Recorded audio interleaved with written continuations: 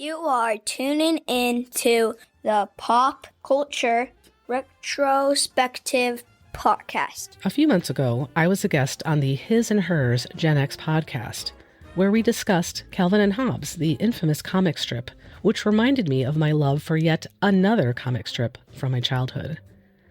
This one achieved remarkable popularity, transforming into a series of books, multiple versions of a television show, both major and minor motion pictures, and an array of merchandise.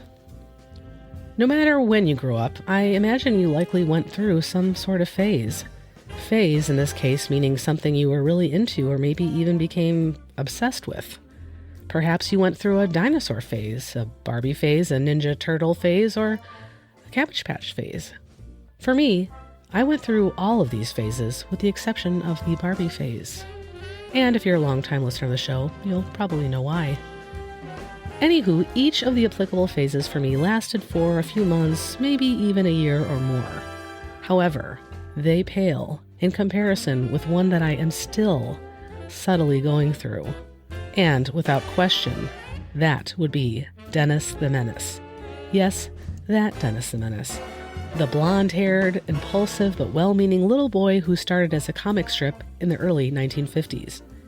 And if you are scratching your head and thinking, does there really exist a middle-aged woman who was obsessed with Dennis the Menace as a kid and remains endlessly fond of the character? The answer?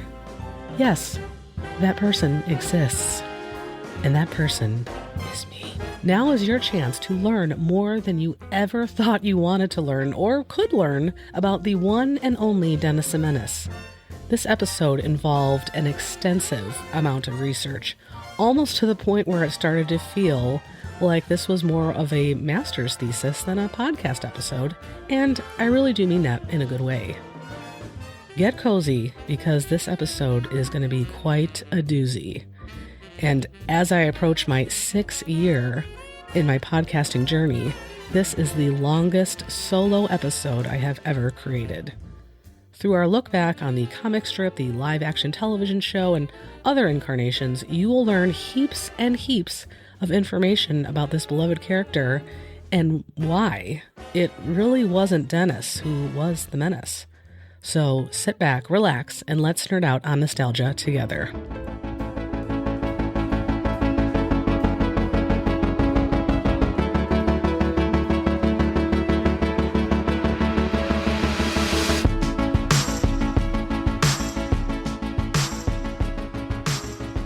This show is dedicated to the memory of my big sister Rebecca, a fan of all things pop culture, particularly of the people, places, and things that defined the 80s, 90s, and early 2000s. Welcome aboard this pop culture time machine. I'm Amy Lewis. This is episode number 117, The Evolution of Dennis the Menace, a detailed exploration of his numerous incarnations. And before we get into today's episode, I just wanted to share a few disclaimers before you continue listening. First of all, you'll probably notice as you listen to this episode and the next episode that will be coming out, but I may sound a little raspy, nasally, congested-y, and so on and so forth. I apologize. I was very sick for over a week, and I am still recovering, so my voice isn't quite back to the spot where it normally is. But hey, at least I spent a lot of time editing out all of the coughs and sneezes and throat clearings that were necessary to get through the episode. So you're welcome on that. Also, a few times throughout this episode, there will be some information shared that may be uncomfortable for some listeners to hear, things pertaining to substance abuse and physical abuse, etc. So please listen with caution. Now, back to the show. Technically, the story of Dennis the Menace doesn't start in the 1950s, but rather in 1920 in Seattle, Washington, where Hank Ketchum, the eventual creator of this notable character, was born. He was born to a father named Weaver.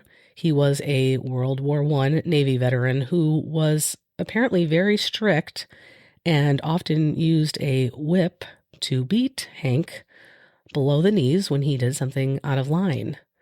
And his mom, Virginia, was much gentler and sweeter. She was thankfully very supportive of Ketchum's artistic aspirations, which we'll learn about momentarily. Hank also had a younger sister. From an early age, Ketchum knew he wanted to be an artist.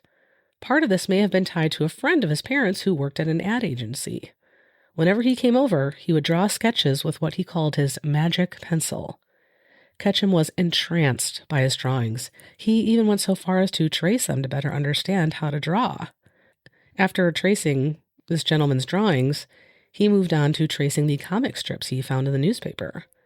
Ketchum was hoping that maybe, someday, he could work for Disney. Great minds think alike, Hank Ketchum. Anyways, a teacher of Ketchum's noticed the young man's talent for animation. She would walk him to various classrooms in a school and would have him draw on the blackboard, showcasing his skill with cartoons.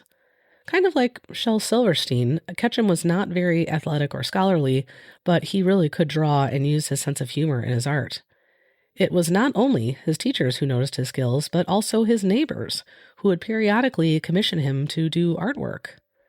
As he grew older, he took as many art classes as possible in school. He just really wanted to be an artist for a profession, but his family was hoping he would be a repairman for a living, perhaps fixing, air conditioners, which they felt was much more reliable than cartooning. In 1937, Ketchum enrolled at the University of Washington, but dropped out after 1 year. Eventually, Ketchum hitchhiked to Hollywood, where an uncle of his resided. He let him stay at his residence for a time while his nephew took some of his first steps toward accomplishing his goals. One day, Ketchum walked into the Disney personnel office, sans appointment, and asked to meet with the employment director. Despite his persistence, he was told no. Thankfully, he later found work with a gentleman named Walter Lantz, who created a company cleverly called, you ready for this? Walter Lantz Productions. I bet that took a long time to figure out. Lantz is the mastermind of a notable animated character who has a laugh that is a royal pain in the butt. That would be Woody Woodpecker. Within Lantz's company, Ketchum worked as an in-betweener for the Andy Panda series. According to D23, which is the official fan club for all things Disney, an in-betweener is, quote, an animation term for the artist who creates the drawings in between the extremes of an action drawn by the animator, assistant animator, and breakdown artist, end quote. He stayed there for about a year, learning many tools of the trade. Eventually, Ketchum did achieve his dream of working for Disney. He contributed his artistic talents to films such as Bambi, Fantasia, and many Donald Duck shorts. In January of 1942, Ketchum was drafted into the military, and thankfully, he was able to continue building his skills as an artist. He created training materials for war bonds, and in his spare time, he submitted his cartoon drawings to the comic section of various newspapers and magazines. Eventually, many of the cartoons he created for the military would appear in the Saturday Evening Post. In 1950, the idea for the character of Dennis the Menace came to fruition for Ketchum in an unexpected manner. At the time, Ketchum was married to his first wife, named, coincidentally, Alice Louise Mayer. One night, while working in his office, Alice burst in to complain about their 4-year-old son, Dennis, who had messed up his room instead of napping. She allegedly ran in and declared, "Our son, Dennis, is a menace!" A light bulb went off in Ketchum's head, and thus the creation of the infamous character began. Ketchum's character of Dennis the Menace would be forever 5.5 years old. He had blonde hair with a very distinct cowlick. Although he was dubbed a menace, Dennis was never really intent on hurting anyone. He loved root beer, and he just always hates having to take baths or eat carrots. I mean, what kid doesn't detest those two things? Dennis Mitchell and his parents, Henry and Alice, would reside in Wichita, Kansas, at 2251 Pine Street, to be exact. Henry was an aeronautical engineer, and Alice was a stay-at-home parent. Ruff would be Dennis's furry friend, and Hot Dog, whom I don't remember ever reading about or seeing, was apparently the family's mysterious cat. Their next-door neighbors are George and Martha Wilson. Mr. Wilson is a retired mail carrier. Dennis had several neighborhood friends who would appear in the newspaper comics and also in the subsequent television shows and movies. For example, Joey McDonald was Dennis's best friend. He was younger than Dennis and appeared to be toddler-aged in both comics and on television. Tommy Anderson was also considered a best friend of Dennis's. He periodically appeared on the live-action TV show and later cartoons. He was just as curious as Dennis, but better able to rein in his impulsivity, if you will. In addition, Margaret Wade, who appeared to be a little older than our protagonist, was basically a thorn in Dennis's side. She seemed to have a crush on him, but Dennis, given that he is essentially the age of a kindergartner, did not reciprocate despite her many advances and compliments. Gina Gelati was another buddy of Dennis's. She was another character I admired because she was a tomboy, for lack of a better term. I know that's very outdated, but I say that as a term of endearment. She wasn't afraid to run around with the boys and get full of mud, which is something I certainly could relate to as a kid. There are a few additional characters who appear in later versions of Dennis the Menace, which I may sometimes refer to as DTM. We'll see what happens, but you'll obviously hear that term a lot. But we'll discuss the other characters a little bit later. On March 12th, 1951, Dennis the Menace debuted in the comic section of several newspapers, 16 to be exact. And a side note, during my research, or should I say literature review, because I'm not, reinventing the wheel here, but took a very, very, very deep dive into information, I realized that 1951 was an incredible year for American pop culture. For example, this year marked the debut of I Love Lucy, one of the greatest television comedies of all time. Pabst, PBR, aired the first beer commercial ever on TV. Catcher in the Rye, the classic novel by J.D. Salinger, was released, and comedic genius Robin Williams was born. And let's not forget that 1951 is the year in which Tupperware came onto the scene. Food storage hasn't been the same since.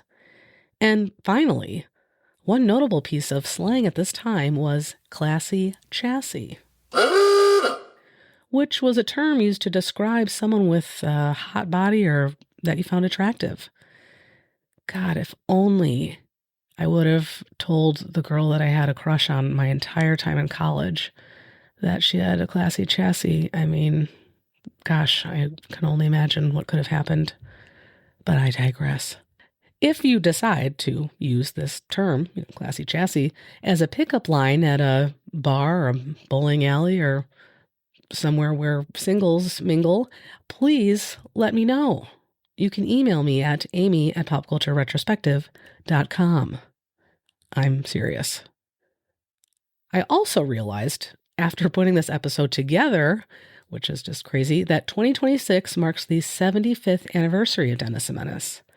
March of 2026, to be exact, marked 3/4 of a century of our favorite comic strip character. And if he's not your favorite character, he is about to be.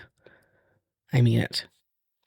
Anyways, by the end of the 1950s, the Dennis the Menace comic was syndicated in over 1,000 newspapers. Further, the comic has appeared in 48 different countries and has been translated into 19 different languages. And although the end of the 1950s saw the rise in popularity of the comic, it also brought with it some tragedy as well. Ketchum's first wife, whom we just discussed, died in 1959 when Dennis was just 12 years old, while he was away at a boarding school in California. She allegedly died from a drug overdose. She had struggled with both alcohol and barbiturate abuse. Hank and Alice were separated at the time, and Ketchum wasn't exactly closely connected with his son. According to some reports, Dennis was not informed about his mother's passing or visited by his dad until his mother was buried. That is tough. Between the tragedy of his mother's passing and the realization that Dennis had a learning disability, Dennis being the real-life person, he was hoping maybe his father would spend some more time with him. And unfortunately, that never happened. The distance between the two of them would just get worse. And to add insult to injury, Ketchum remarried within several weeks of his estranged wife passing to a woman he met on a blind date. They abruptly moved to Switzerland, where Dennis would attend another boarding school. And when that didn't work out, he had to go back to the United States to attend yet another boarding school, this time in Connecticut. Ketchum and his son would have a strained relationship for the rest of their lives. Eventually, Dennis joined the Marines and fought in the Vietnam War, but sadly, like so many veterans, Dennis developed PTSD. He would drift in and out of jobs and, like his father, would marry multiple times. Ketchum said he never heard from his son very much, only when he needed money. Dennis expressed frustration with his dad for naming the infamous character after him. He wished his dad had chosen someone else as inspiration. After all, as far as I could tell, Dennis's other real-life siblings, which I believe would be younger than him, were never made into comic strip characters. Despite the difficulties that would eventually unfold behind the scenes, the comic was so successful that various TV and movie adaptations were released in the decades that followed. The first and probably most iconic incarnation of the comic was the live-action television series that aired from 1959 to 1963. In 1958, Columbia Pictures started a nationwide search for the perfect young male actor to play the coveted role of Dennis. But let's back up a few years to learn more about the eventual star of the show. Born in Hollywood in 1951 to parents Jay and Dorothy North, their son was also named Jay. Jay Sr. and Dorothy had a tumultuous relationship. Their marriage was described as unstable, and North's father was allegedly an alcoholic. When Jay was just 4 years old, his parents separated, and his dad abandoned the family, never to be seen again.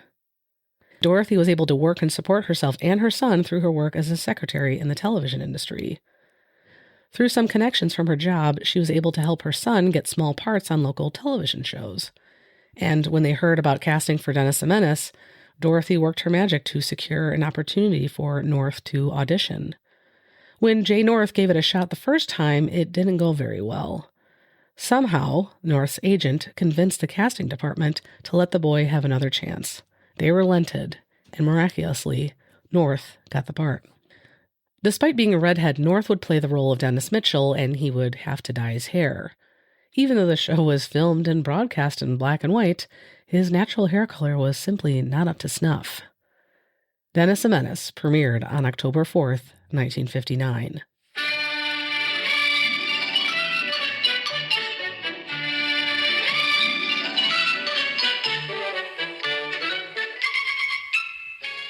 North's mother had to continue working at her job, so his maternal aunt and uncle were in charge of Jay's well-being and would serve as his on-set guardians. North thus began his exhausting schedule of promoting the show, filming the show, and attending school, all on the set. Further, as the show became more popular and the name Dennis the Menace became a household name, North appeared in many commercials.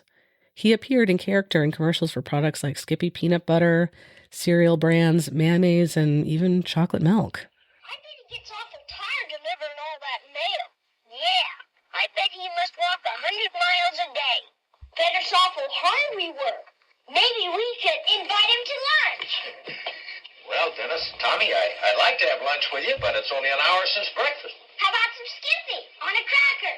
Well, if it's Skippy... We'll get it. Eating Skippy's like eating peanuts. Once you start, you can't stop. But I better. Oh, where's Tommy? Well, we figured you were getting tired, so Tommy's out delivering your mail. What?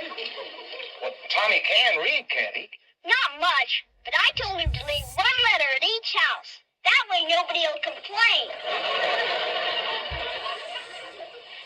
For mid-morning snacks, mid-afternoon, or any time, Skippy peanut butter honestly is in a class by itself. Because it's made in a special patented way, your Skippy stays fresh, easy to digest, and spread to the last little dab. And it tastes exactly like the fresh roasted peanuts it's made from. Both youngsters and grown-ups agree. If you like peanuts... Dennis's on-screen parents, Henry and Alice, appeared in a commercial for Rice Krispies. As previously mentioned, Dennis was played by Jay North. Herbert Anderson played the role of Henry Mitchell. He was born in 1917 and would go on to have a successful acting career, first starting with Warner Brothers. In addition to Dennis the Menace, he also appeared on TV shows here and there like The Brady Bunch, Happy Days, and earlier television sitcoms. He enjoyed a lengthy career until he had to retire in 1982 due to heart surgery. He passed away in 1994. The role of Alice Mitchell was played by Gloria Henry, which, what a coincidence that her last name was the same as her on-screen husband's first name. It was meant to be. She was born in 1923 and lived until 2021, which was, incredible. Gloria Henry was actually her stage name, but I believe that came long before the comic strip or the TV show. She served as a mentor to Jay North and was a busy actress for many decades. She appeared on shows like Perry Mason and dozens of so-called B movies. Joseph Kearns played the role of crotchety old Mr. Wilson, and he did a brilliant job doing so, in my humble opinion. Kearns was born in 1907 and had a pretty fascinating life leading up to his role as George Wilson. He was allegedly able to cover his college tuition by teaching a course about theatrical makeup. Wouldn't that be amazing if you could do that now? I think they would probably consider that an internship and it would be unpaid, and you still would have to pay $200,000 a year. Anyways, he also had experience in radio and was a pipe organist. Sadly, he passed away in 1962 due to a brain hemorrhage. This happened while the television series was still filming and on the air. Sylvia Field played the lovable character of Mrs. Martha Wilson. She was born in 1901, which is the same as Walt Disney, of course, and appeared on tons of TV shows throughout her career, including but not limited to Lassie, Petticoat Junction, and The Thin Man. She too appeared to have a continued close friendship with Jay North following the eventual end of the series. She passed away in 1998. When Joseph Kearns passed away unexpectedly during season 3 of the show, a new character named John Wilson, played by Gail Gordon, appeared as George's brother to finish out the season. And apparently they couldn't figure out how to keep the character of Martha Wilson in future episode plots, so she was given the boot. Instead, Sarah Seeger joined the cast to play Eloise Wilson, who was married to George. And while Gordon and Seeger both had impressive acting resumes, they never really seemed to fit in to the show, if I were to share my opinion, which I just did. Anyways, in order to make this episode run a tolerable length of time, we will just stick to those main characters and their background information, and that will continue as we go through all of the incarnations of Dennis the Menace. Here are a few episode examples from the Dennis the Menace live-action series. This information was pulled directly from the invaluable website IMDb. Season 1, Episode 1, Dennis Goes to the Movies. Dennis sneaks out on his babysitter to go to the movies where his parents are and causes trouble at the theater. Season 2, Episode 5, The Stock Certificate. Trying to be helpful, Dennis throws Mr. Wilson's old telephone book into the recycling truck. Mr. Wilson had stashed a $500 stock certificate in that phone book. Wilson and Henry Mitchell go on a hectic search for the discarded phone book. Season 4, Episode 8, San Diego Safari. Dennis, along with his parents and the Wilsons, visit the San Diego Zoo to bring back a chimpanzee for their town zoo. However, the chimp causes a ruckus at the motel where they are staying overnight. One may think that being a young person on a successful TV show would be a lot of fun, but sadly, it was quite the opposite. Appearing in Dennis the Menace was not only isolating, but also incredibly damaging to Jay North. He really only socialized with his co-stars in between filming scenes. He ate lunch by himself in his dressing room. His schedule was overwhelming, and the adults who were supposed to be looking out for him had unrealistic expectations of the young man. And likewise, with the show becoming more popular, his aunt and uncle became even more strict, especially his aunt. North was allegedly abused, both physically and mentally, by the hands of his aunt. If, for example, he messed up his lines, she would apparently assault him behind the set. His performance had to meet her standards, otherwise he would be the target of her aggression. For many years following the ending of the show, North could not stomach watching the reruns as it was just too triggering. He kept all of this trauma to himself. He was afraid that he would make his aunt even angrier than she already was. Apparently, the only menacing that happened regarding this infamous comic book character was behind the scenes at the hands of a relative who was supposed to be helping him. In 1963, much to North's relief, the show was canceled. Throughout the 1970s, North played various roles here and there, but he would eventually leave Hollywood behind. He had been typecast as Dennis the Menace, and it was hard to find work, so he decided he needed to move on. Instead, he had an impressive career in the military, and later as a correctional officer, working with troubled youth who needed some guidance. I think that is just amazing. Thankfully, unlike other child stars, North's mom did not spend all of his celebrity compensation. I'm looking at you, mom and dad of Carrie Coleman. Anyways, instead, she invested most of his earnings so he was never in crippling debt, even after he left the limelight. North earned the equivalent of roughly $5,500 per episode while playing Dennis, so over the course of 4 years of the show, his earnings were nothing to sneeze at. Are you serious right now? Get a flipping tissue, will ya? Oh my God. Like his father, North would marry several times and was also a step-parent. Dennis the Menace would live on both during and after the show's run through successful merchandising of the energetic cartoon character.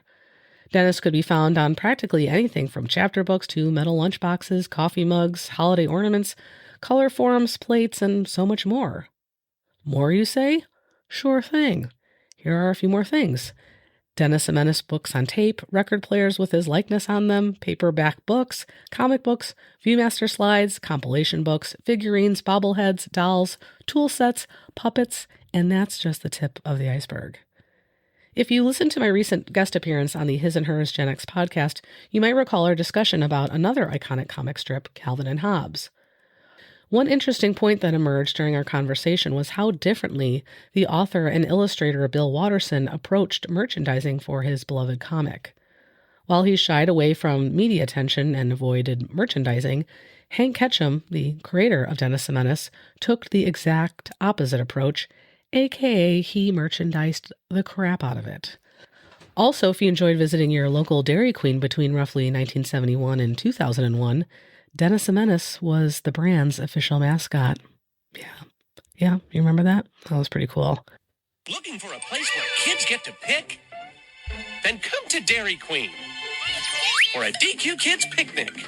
Pick the food you like to eat. Pick a cool DQ treat. And right now, every single time I went to the local Dairy Queen in my hometown, usually after a baseball game or a visit to the park, my vanilla soft serve, covered with butterscotch syrup, tasted that much better in a Dennis the Menace cup. Seeing my favorite character on these cups always mattered more to me than whatever frozen treat awaited me and my sensitive teeth. During the 1970s, Dennis the Menace continued to appear in newspapers across the country. Like many comics of the era, the animated characters typically portrayed individuals of Caucasian descent, at least for those comics that had humans in them, I guess you could say.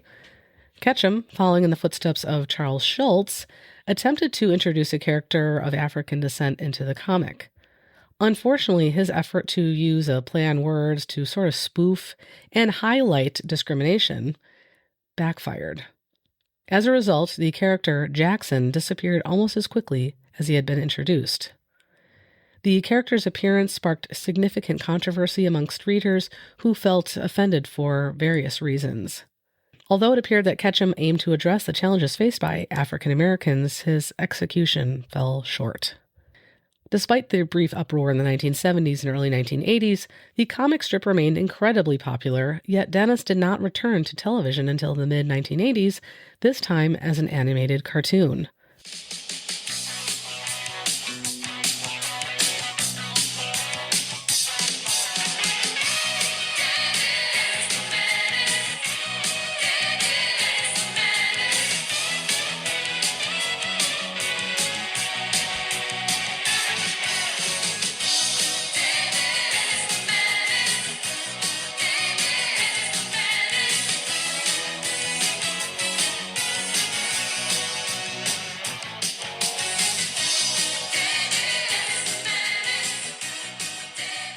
This series is likely what started my decades-long obsession with this infamous character. Sponsored by General Mills and produced by Deke, the series first aired in syndication, and the second season aired on CBS during its Saturday morning cartoon lineup. Between the many years of reruns, as well as straight-to-home video compilations, Dennis the Menace became a household name within my family during this time frame, whether my parents or my sister liked it or not. Taking bits of inspiration from the original comic strip and the live-action TV series, the animated series was a bit more imaginative than the other incarnations. Dennis got into more elaborate and potentially dangerous trouble on the show than he did previously. Gone were the days of painting a fence when he shouldn't have, or accidentally overfilling the bathtub and using it for a swimming pool. Instead, his misadventures were replaced with unlikely scenarios such as breaking into an old gold mine or being chased by ghosts in a haunted house. Here are a few episode examples to highlight what I mean. Again, all taken from IMDb. Season 1, Episode 3, Cheer Up /Ghostbusters / The Life You Save. Mr. Wilson slips on Dennis's skateboard and has to go to the hospital. Once there, Dennis arrives to cheer Wilson up, and he is in for the time of his life. In the next one, the kids discover an abandoned old Gothic house that Dennis decides would make a great clubhouse. The kids begin cleaning the place up after a pair of ghosts appear. The others want to leave the place, but Dennis, who never once sees the ghosts, chides them for being scaredy cats and gets them to stay. Finally, the ghosts are revealed as a couple of crooks who are using the old house to hide their ill-gotten gold and using scare tactics to frighten the kids away. In the next one, Dennis saves Margaret's life, and she won't let him forget it. Desperate to get Margaret out of his hair, he tries to arrange to have the girl save his life. All of his efforts are futile, until an escaped grizzly bear happens on the scene. Oh my goodness. The typical cast of characters appeared in this animated adaptation of the comic strip. However, several notable voice actors and actresses lent their talents to the show. Brendan Thicke, son of Alan Thicke and brother to Robin Thicke, provided the voice of Dennis. The late and incredibly talented Phil Hartman voiced Mr. Wilson and Henry Mitchell. Marilyn Lightstone provided the voice of not only Alice Mitchell, but also Margaret. This came up in an old episode of the podcast, but Marilyn Lightstone has done a ton of voice acting work and traditional acting work, including her role as none other than Miss Stacy in the Anne of Green Gables television series from the 1980s. Making his first appearance that I can recollect, the character of P.B. Kappa debuted when this animated series did. He is the stereotypical nerd so often seen on television and in the movies in 1980s. He is, of course, very smart, has his own extensive chemistry lab in his home's basement, and uses vocabulary that Dennis and his friends often don't understand. PB also appeared in the 1987 film and the 1993 animated series, which we'll get to momentarily. There was also an African-American character named Jay Weldon, who was one of Dennis's friends. I don't recall him appearing in a ton of episodes. However, I do remember one in which he is playing basketball, and he always has a basketball jersey on. Cue the stereotyping and my daily forehead slap, as well as my inner Nell Carter exclaiming,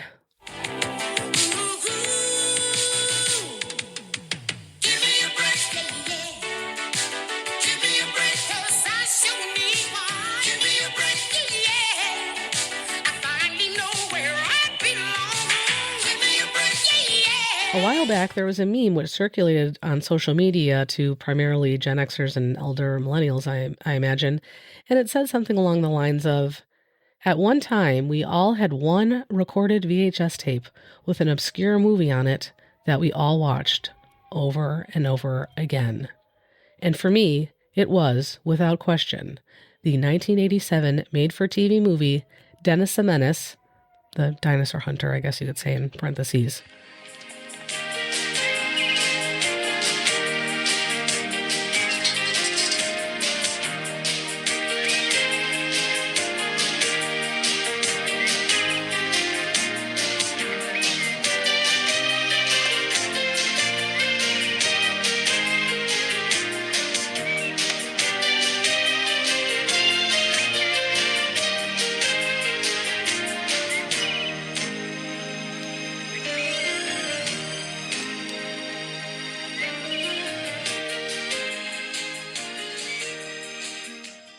The movie was directed by Doug Rogers.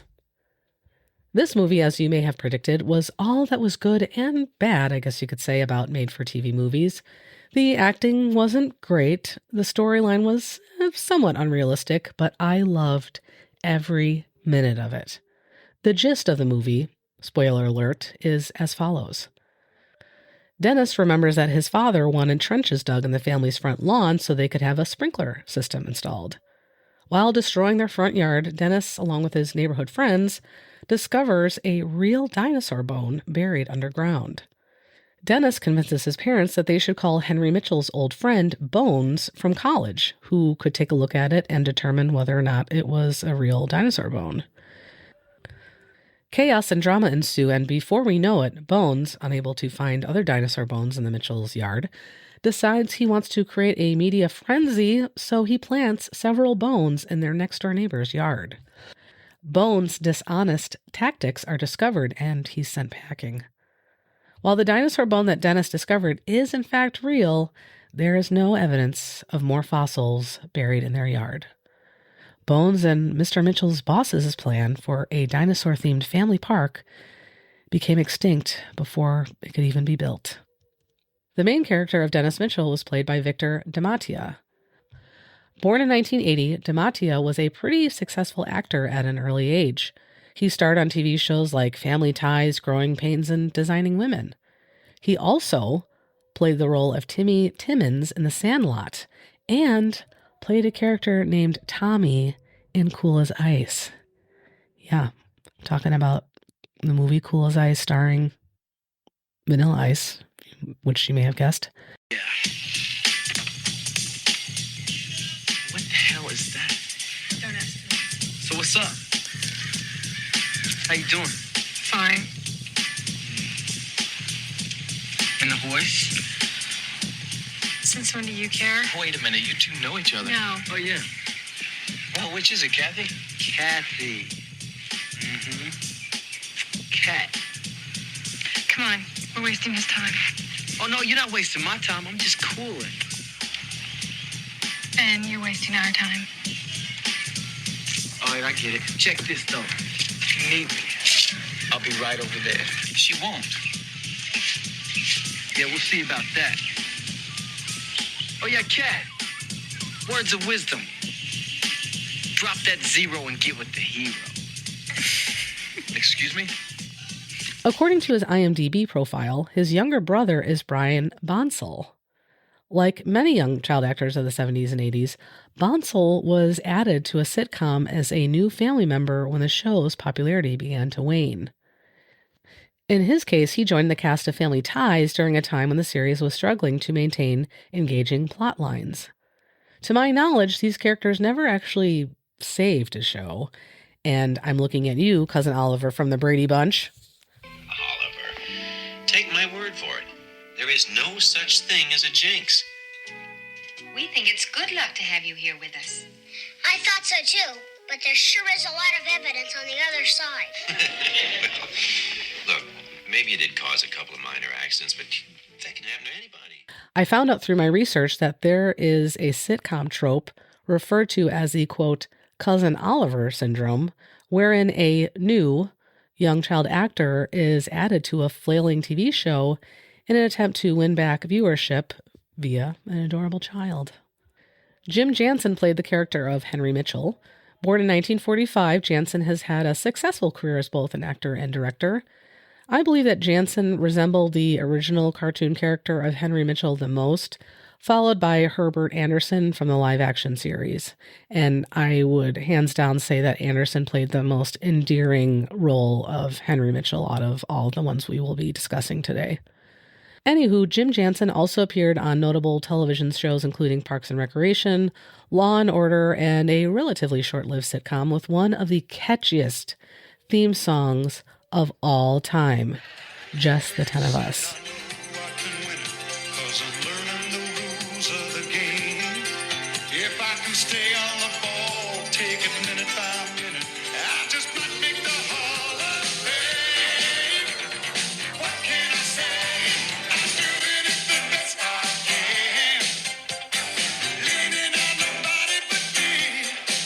Oh,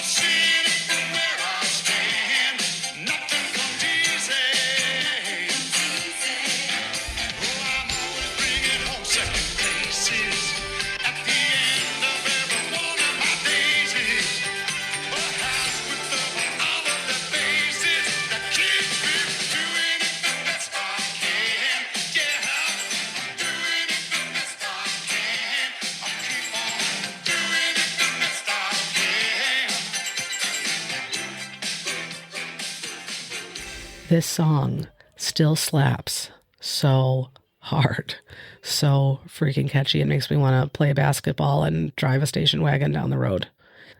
It's one of those, randomly stuck in my head for no reason television theme songs that appear several times each year in my brain, and it won't go away. But let's get back to the cast of characters, though. Patricia Estrin played the role of Alice Mitchell. Born in 1949, Estrin is an accomplished actress and producer. She has made guest appearances on many successful television shows such as Newhart, Cagney and Lacey, and a show I completely forgot about until this very moment when I was researching her, the Father Dowling Mysteries. After listening to the theme song for the first time in 3 decades at least, I instantly recognized it. However, I know I heard this song dozens and dozens of times when I was a kid, when the show was still on the air, yet I do not recall ever watching the show, even for like 2 minutes. Anyways, Mr. Wilson was played by William Wyndham, who was born in 1923. He had many TV, theater, and stage credits to his name, including stints on Broadway and guest spots on TV shows like All in the Family and Highway to Heaven. His film debut was in To Kill a Mockingbird. Not too shabby. He passed away at the age of 88 due to congestive heart failure. Patsy Garrett played the role of the beloved character Martha Wilson. Born in 1921, Garrett had a fascinating career in the entertainment industry, providing her voice for several different Hanna-Barbera cartoon characters. She was also on Maude, Sanford, which I'm pretty sure was a spinoff of Sanford and Son. She also starred in the film Benji, which my sister and I rented a ton of as kids. Garrett lived a long and busy life, passing away in 2015. Fun fact about the movie, in one scene, Margaret shows Dennis a baby doll, which she recently got, and tells him that she named the doll after him. Allegedly, and somehow I never picked up on this even though I saw this movie a million times, it was actually a My Buddy doll.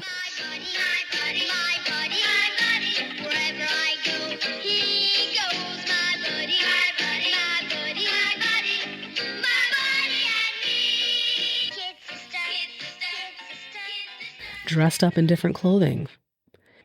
And I recently rewatched the movie, and I can verify that Margaret was, in fact, holding a My Buddy doll, sans a hat and overalls, which has been replaced by a black suit. We will now move on to the incarnation that I have dreaded talking about, the one I have nightmares about, the one that I firmly believe takes out a fancy white glove and slaps the original Dennis the Menace comic strip character directly across the face, and mine too. But I digress. The origin of this horrific avalanche that ultimately engulfed the spirit of Dennis the Menace can be traced back to 1993, when the initial snowball, let's say, began its roll with the release of a full-feature film by the same name. In this neighborhood, This is an emergency. He's out of school for the summer. where people cherish peace and You quiet, won't get a moment of peace. there lives a kid named Dennis. Hey, Mr. Wilson! Tell him I'm sick. I won't fib for you, George. Hi, Mrs. Wilson. Is Mr. Wilson here? Doesn't Mr. Wilson get up real early? Usually. You know what I do? When my dad's asleep, he doesn't want to be. Mr. Wilson. Mr. Wilson. He feels warm. You need an aspirin.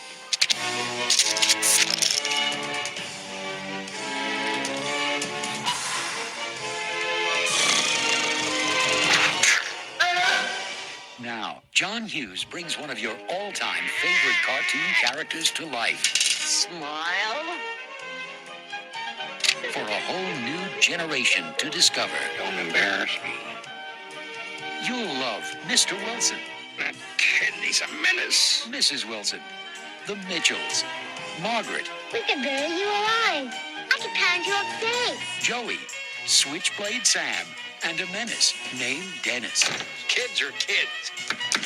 You have to play by their rules. You have to roll with the punches. You have to expect the unexpected.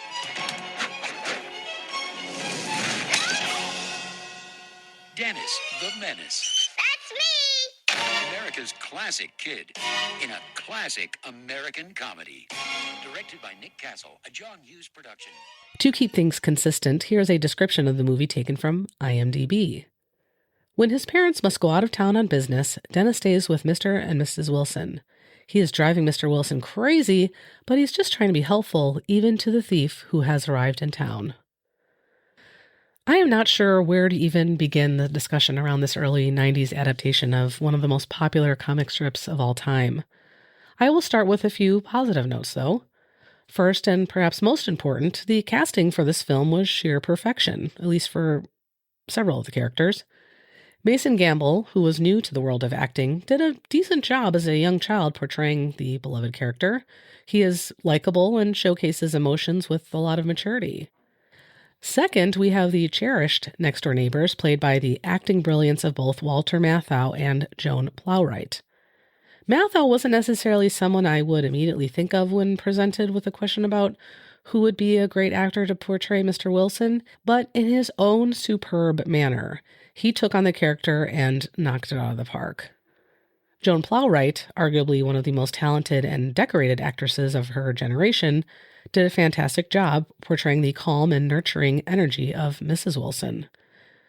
And by the way, in the scene where she reads a poem to Dennis one night when he's having a hard time falling asleep, her delivery is so sincere and so comforting that it makes me want to cry just one single tear of endearment while I lie in the fetal position. And this concludes my positive thoughts about the film. When I heard there was a Dennis the Menace movie coming to theaters when I was at the ripe old age of 10, I was ecstatic beyond belief. I couldn't believe it. This period of my life was when going to the movies was not only reasonably priced, but it was a favorite pastime of my family and my friends. So the fact that one of my all-time favorite characters, who I had admired for so long, who I read about in comic strips, and whose 1987 made-for-TV movie I had memorized all of the lines to, I'm not joking, was getting a full feature-length film. It made me feel like I had died and gone to heaven. No joke. Being that I was 10, however, my opinion on the film at the time was naively positive. My dad bought me the movie poster to hang in my room at his house. I owned a copy of the movie on VHS. The list goes on and on. I hadn't seen the movie for probably 25 years up until recently when I rewatched it in preparation for a guest spot I did on the podcast Retromade. The host, Katie, had a series focused on John Hughes's filmography, and I was lucky enough to be asked to be a guest to discuss the 1993 film. And she had no idea that I was a humongous, gigante Dennis the Menace fan. Side note, if you love this podcast, you will love Retromade. I will make sure to leave a link for the podcast and the episode I appeared on in the show notes. In my opinion, which is certainly not the end-all be-all, and a lot of what I say on a lot of shows is sarcastic and supposed to be humorous. I'm not being 100% serious. But anyways, this movie was so far removed from the ethos of the Dennis the Menace character. In fact, I feel like it actually insulted said ethos. I am not a film critic or a movie expert. However, I will say if there were a Dennis the Menace fan club, I would be a proud card-carrying member, okay? The antics displayed in the movie aligned too much with Home Alone. There were so many overdone accidents and pranks which just did not fit the ethos, like I said. The character of Dennis the Menace was never one to intentionally cause any harm or to do something extremely dangerous. Like the Dennis the Menace character, my children, for example, often jump into action when they overhear talk of something being broken or missing. Similar to Dennis, they attempt to solve the problem without being asked to, or offering to help by getting permission first. However, their well-intentioned efforts usually lead to a bigger mess or a whole new set of complications. Most of the antics or accidents that Dennis has in the movie are unrealistic, inept, and humorless. As an example, in an early scene, and I think we talked about this on the Retromade podcast, but Dennis tries to visit Mr. Wilson at his house where he is sleeping in his bed, or I think he's pretending to sleep because he doesn't want to talk to Dennis. Dennis assumes that he is sleeping because he doesn't feel well, so he decides to take it upon himself to administer over-the-counter pain meds to Mr. Wilson via slingshotting an aspirin into his mouth, which he promptly begins to choke on. The gag, literally, seems written by someone who is very out of touch with what children may actually do in a situation like this. It just doesn't make sense. And then, of course, shortly after the choking scenario, there, of course, has to be an obligatory injury of sorts to Mr. Wilson's groin area.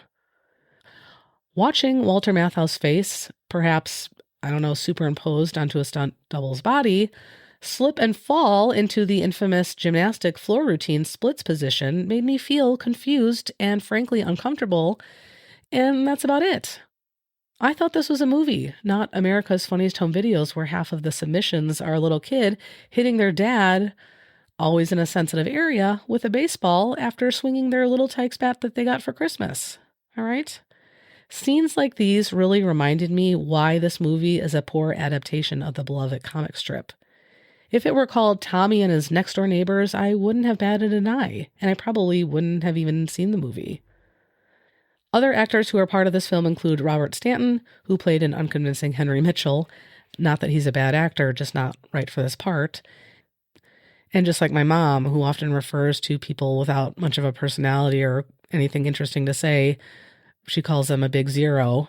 So the gentleman who played Henry Mitchell played it like a big zero. Leah Thompson played Alice Mitchell. Thompson is a very well-known actress who has starred in a ton of memorable and very quotable movies. This, however, is not one of them. The real nail in the coffin for this movie is the disgruntled hobo who somehow lands in the same town as Mitchell family and causes a lot of stress, anxiety, and fear amongst the community.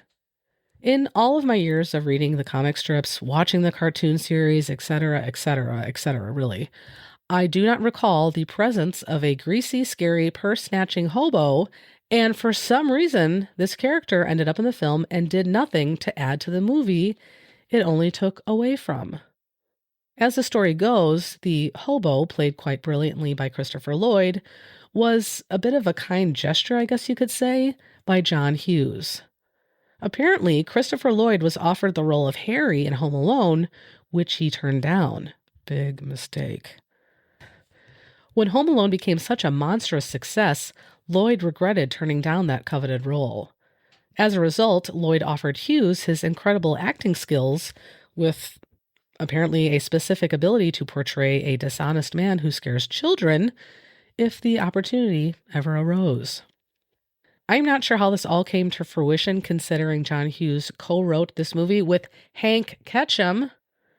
And again, my inner Nell Carter kept yelling,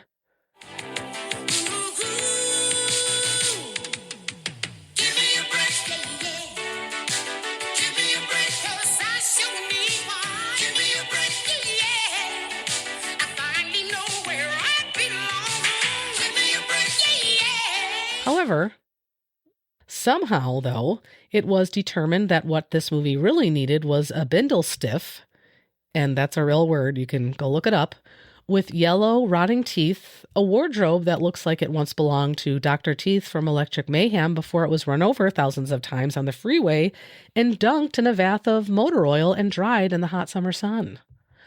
Oh, and said bindle stiff would be named after a common street weapon. Man, Switchblade Sam sounds like such a family-friendly character. Or not.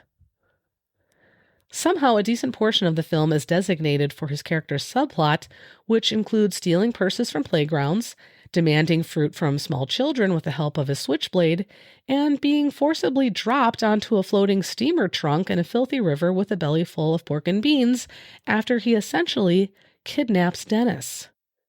Don't get me wrong. I love Christopher Lloyd, and his ability to play a convincing role as this drifter is really and truly outstanding and is still ominous to this day. I mean, it's still scary.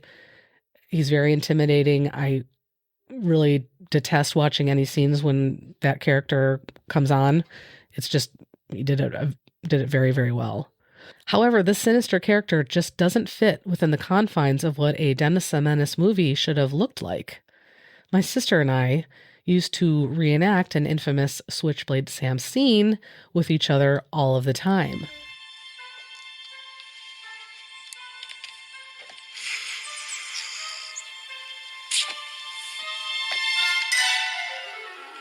What's she asked for? Apple.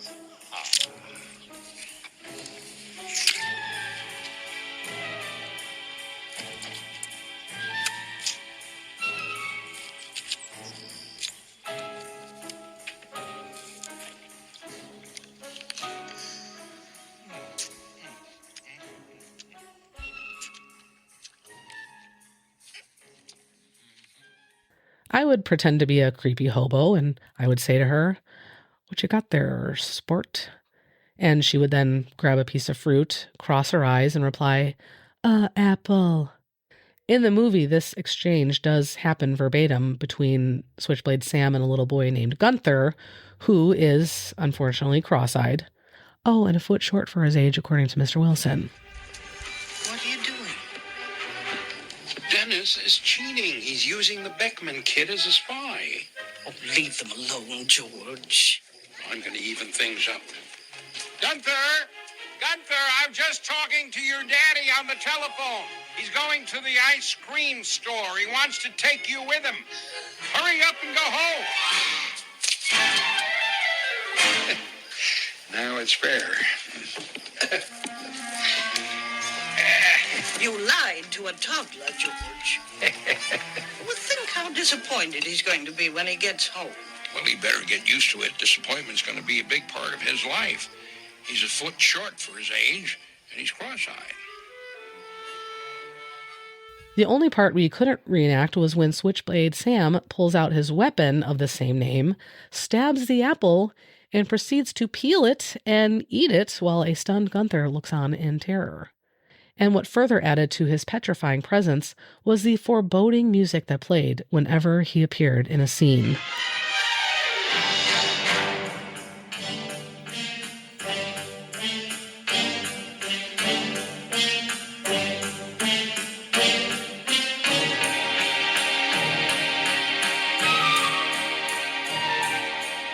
The movie concludes with Dennis's parents returning home from their trip, learning about their son's disappearance, aiding in the search, and rejoicing the minute he arrives home on his bicycle with a wagon in tow. And now that I say that, I believe Switchblade Sam is tied up on said wagon. I think the title of this movie should have been called The Story of Dr. Teeth's Evil Hobo Twin, who kidnaps a little boy while he was being watched by his neighbors, with a fairy tale ending. Seriously. A reporter from Entertainment Weekly put it best when she said about this film, quote, "If you loved Dennis the Menace as a kid, do yourself a favor. If you loved Dennis the Menace as a kid, do yourself a favor. Skip this film and hold on to your memories." End quote. I couldn't agree more.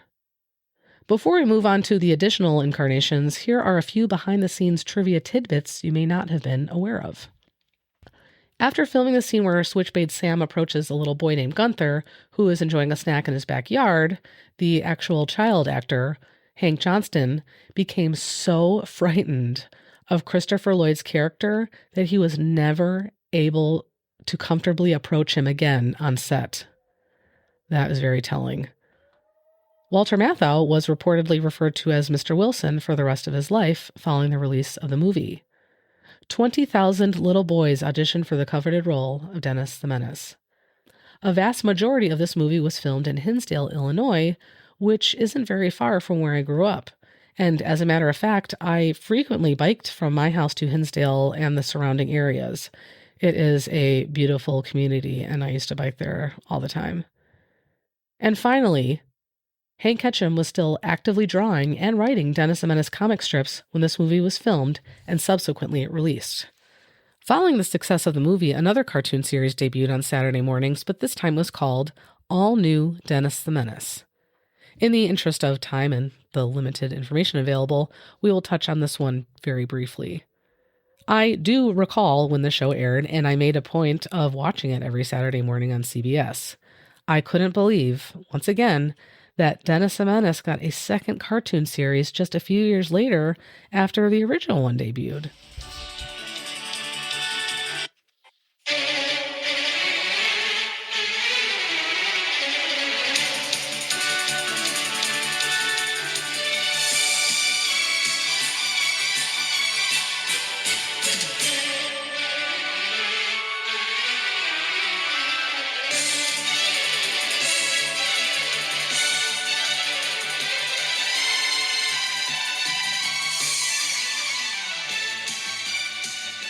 The animation was pretty similar to the original series, but by that point, the quality of animation in general had made major improvements.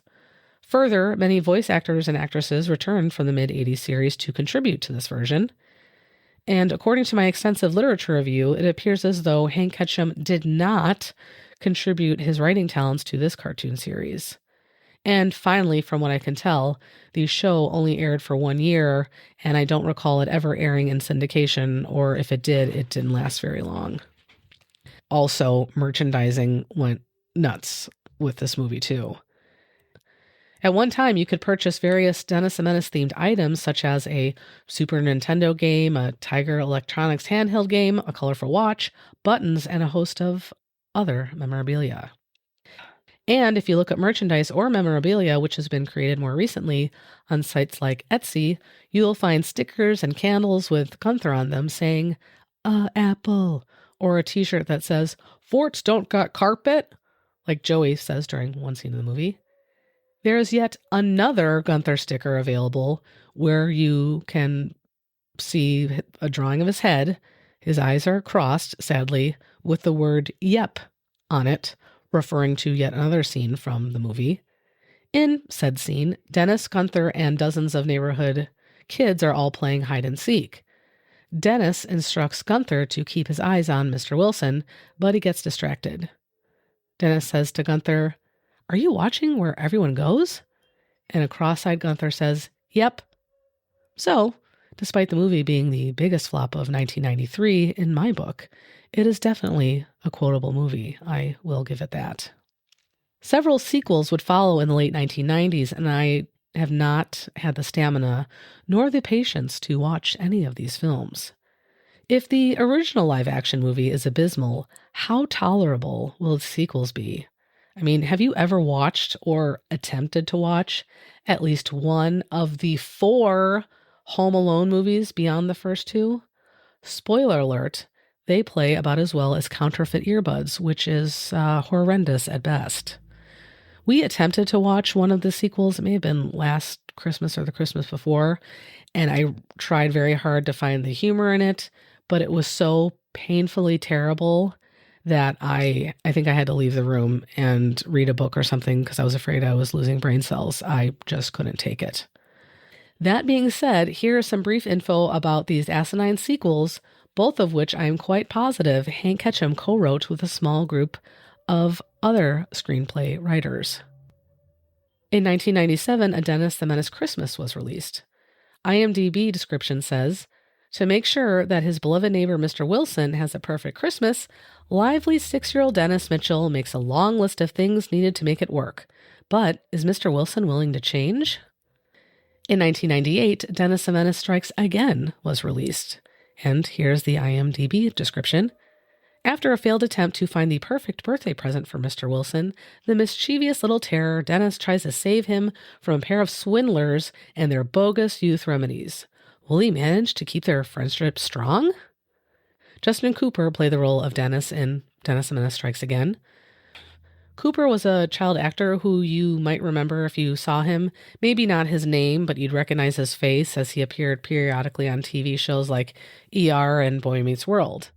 Also, and I swear I'm not making this up, and I had to bring up specifics around the characters for this movie, specifically not the one before, because Don Rickles played Mr. Wilson and Betty White played Mrs. Wilson. How did they manage to attract such talent? I have no idea, because I'm imagining the budget was very small. Also, Carrot Top had a role in this movie. And guess what? Guess who's talking to me in my head?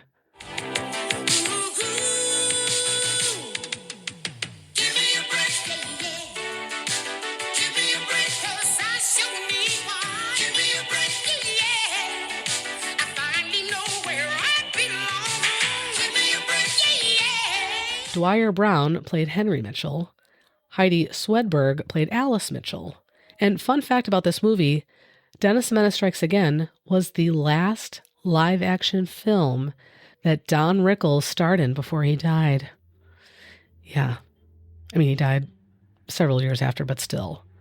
Apparently, Rickles decided that Dennis the Menace Strikes Again was the hill he wanted to die on. And I can't say that it was worth it. Just kidding. Just kidding. Don Rickles was a once-in-a-lifetime comedic talent, as was Betty White, who my sister and I adore. I cannot believe they were convinced to be a part of this godforsaken film. I am so sick and tired of senior citizens being taken advantage of. First, they are manipulated into depleting their life savings, and then they are convinced to star in a sequel to one of the worst movies from the 1990s. It's disgraceful, and all of those involved should be ashamed of themselves. Anyways, as I worked on this episode, one question kept coming to mind. Among all of the incarnations of Dennis the Menace, besides maybe the first television series, which do I, Amy Lewis, an expert of all things Dennis the Menace, believe most accurately depicts the ethos of Dennis the Menace? The answer, and you may be surprised by this, the 1987 made-for-TV movie. And here's why. First of all, the TV movie was appropriate for children of all ages. There was no scary villain other than Bones, who was more of like a schmuck or like a used car salesman looking to make a quick buck. However, he was not intimidating or did anything mean or scary to the kids. Further, the character of Dennis the Menace was portrayed fairly accurately in regard to his age and developmental stage. Also, Dennis was certainly prone to causing frustration at times to the adults around him, but usually it was by accident, and he started off with good intentions. Nothing he did was extreme, shocking, inappropriate, or slapstick. And finally, the Mitchells and the Wilsons were portrayed very closely to the comic strip. Alice and Henry were not afraid to redirect their son, and just like in the comic, he was periodically put into the corner to think about what he had done. George and Martha Wilson were not afraid of what Dennis would do, nor would they run inside their house and lock the door when they heard him coming. Mr. Wilson would often get annoyed with Dennis, but he didn't dislike him, and Mrs. Wilson treated him like her surrogate grandson. And guess what? This version of Dennis the Menace is the one I watched the most, hands down. Even young Amy knew which portrayal of Dennis was the most accurate.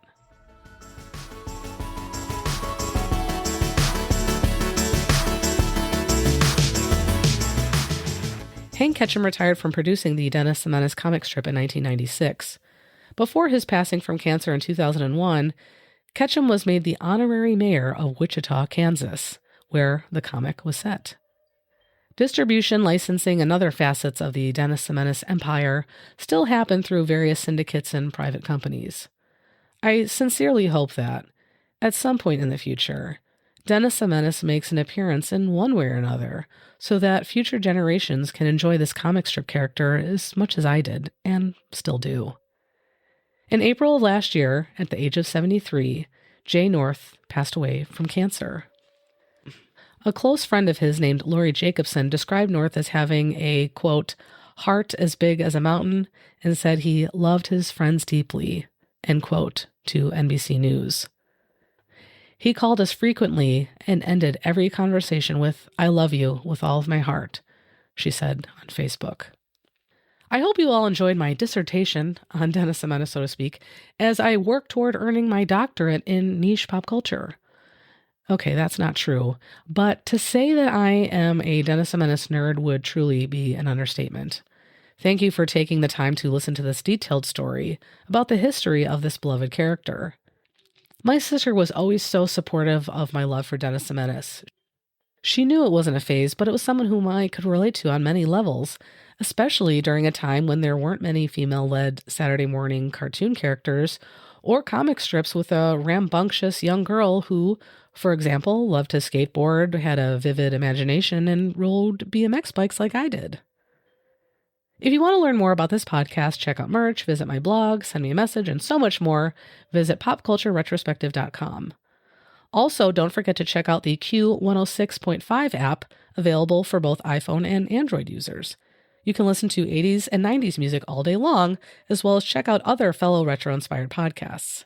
Here's a bit more info on the super cool app that yours truly is a part of. Q106.5 in your car, on your smart speaker, on your phone. Browse to Q1065.com. 80s, 90s. This is a radio station with a vibe. Download our app or listen online. Search at Q1065 Radio on social media. The Q is your favorite radio station. Discover Q106.5 and hear the 80s and 90s hits on the radio station with person. I hope you will join me on the next episode of the Pop Culture Retrospective, where we will take yet another look at a fascinating facet of the 80s, 90s, and early 2000s in memory of my sister. Until then, be kind, be safe, and hold on to your memories. And we will close out the show by listening to the Greek theme song version of the Dennis the Menace animated series. Enjoy. Thank you for tuning into my mama's podcast and the memories of Auntie Rebecca.